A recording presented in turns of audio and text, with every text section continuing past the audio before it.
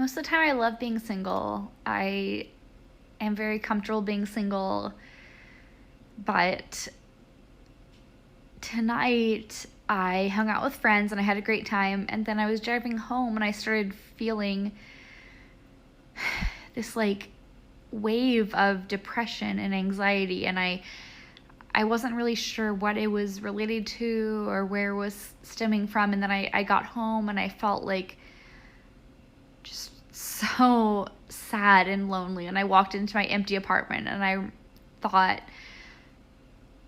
God, I wish that I had someone who could just hold me right now. Like, I wish that I had someone who could just take care of me, because I have to take care of myself every single day and it's fucking exhausting. And I just want someone to take care of me every now and then.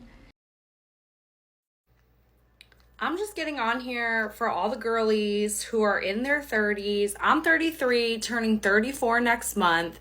And I'm just fucking done dating. Like, excuse my language, but I'm done. Like, for a while there, I was on a kick for the younger guys because that was all that was hollering at me. Because I must say, I think I look pretty good for being 33. So I was like, okay, I'm done with the young ones. Like, they're too immature. Like, I'm looking for something more serious in life. They're not doing it for me. Cool, whatever. I reunite with an ex that I was with when I was 22, and this was like always the one who got away from me. Mind you, he is 3 years older than me, gonna be 37 in January. This man is emotionally unavailable. So they're too immature in their 20s, and then they're possibly still emotionally unavailable in their 30s. I understand why my mom is 60 years old and still single and just said forget it, because that's what it's about to be. I wonder how long it would take for anyone to notice if I just stopped talking.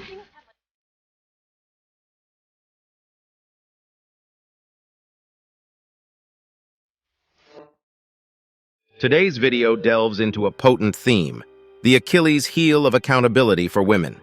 Accountability, an execution function, is predominantly wielded by men in their executive capacities. This is perhaps why women aren't often seen ascending to the ranks of presidents or CEOs in significant numbers. The aversion to accountability seems embedded in the female psyche, contrasting sharply with the male ethos that dictates earning what one deserves. In modern societal discourse, there's a prevalent tendency to cast blame upon men, attributing a spectrum of societal ills to them: toxic masculinity, rape culture, patriarchal oppression, and more. Men are scapegoats for the myriad challenges women face. Consider a couple of scenarios. When a man cheats, he's condemned outright. In contrast, if a woman strays, a litany of justifications ensues, ranging from his alleged lack of care and attention to mundane complaints like incorrectly placing toilet paper on the holder. The blame game extends to the workplace, with women earning less attributed to the premise that men are paid more. Household chores and child-rearing burdens are conveniently placed on men's shoulders for not being supportive enough. If a woman is deemed unattractive, the narrative shifts to men needing to change to accommodate her. Even when a woman exhibits entitled behavior, the rallying cry is the infamous "if you can't handle me at my worst" slogan. While there are communities urging men to confront their flaws, suggesting introspection, the same scrutiny on women often invites accusations of misogyny and a deluge of vitriol. Public figures daring to assert that women aren't always the angelic victims they portray, and sometimes exploit the victim card for personal gain, find themselves canceled and dragged through the mud, all under the banner, portraying men as oppressors or malicious rapists instills deep-seated existential fear in the hearts of emerging generations of girls, while concurrently fostering subconscious self-loathing among boys. The foundation for building healthy relationships appears compromised from the outset. Is this latest social experiment truly worth the toll it takes?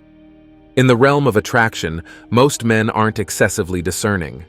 While landing a Brad Pitt lookalike with high standards may be a challenge, the same holds true for both genders. The pervasive body hysteria appears predominantly stoked by women themselves. Consider the women depicted in adult content. They often epitomize an average appearance at best. The heavy use of makeup and silicone renders them almost unrecognizable, making arousal a challenging feat. Contrary to popular belief, most men aren't seeking perfection when it comes to dating. However, delve into any girl's social media profile, be it Instagram, WeHeartIt, Facebook, Twitter, and a pattern emerges. They consistently post images of conventionally attractive girls, rarely showcasing those deemed average. The same bias extends to comments, which overwhelmingly favor attractive individuals. Thus, the responsibility for perpetuating insecurity lies within, rather than attributing it vaguely to the industry. Blaming the industry is a misguided notion. In fact, the industry would thrive more if diverse body types were universally celebrated. Women often view the world through a narrow lens, limited by their own experiences and perceptions, casting a distorted gaze akin to peering through a glass darkly. Their initial responses tend to be emotionally charged, driven by subjectivity, in contrast to the logical objectivity of men. The notion of a blank slate, suggesting an equal starting point for both genders, is debunked by the inherent and unacknowledged evolutionary distinctions between men and women in contemporary society. In defending their actions, women often cite this evolutionary divergence, while men are more inclined to offer impartial and concrete advice based on logic. Even when faced with glaring objectivity that suggests otherwise, women rally behind their gender counterparts, shielding them from blame. This collective defense mechanism constructs a narrative where women are perceived as blameless, creating a complex dynamic in societal perceptions. I engaged in a heated discussion with my female colleagues centered around the idea that men sexualize everything. For nearly an hour, they criticized men, labeling them as perverted and blaming social media for the objectification of women.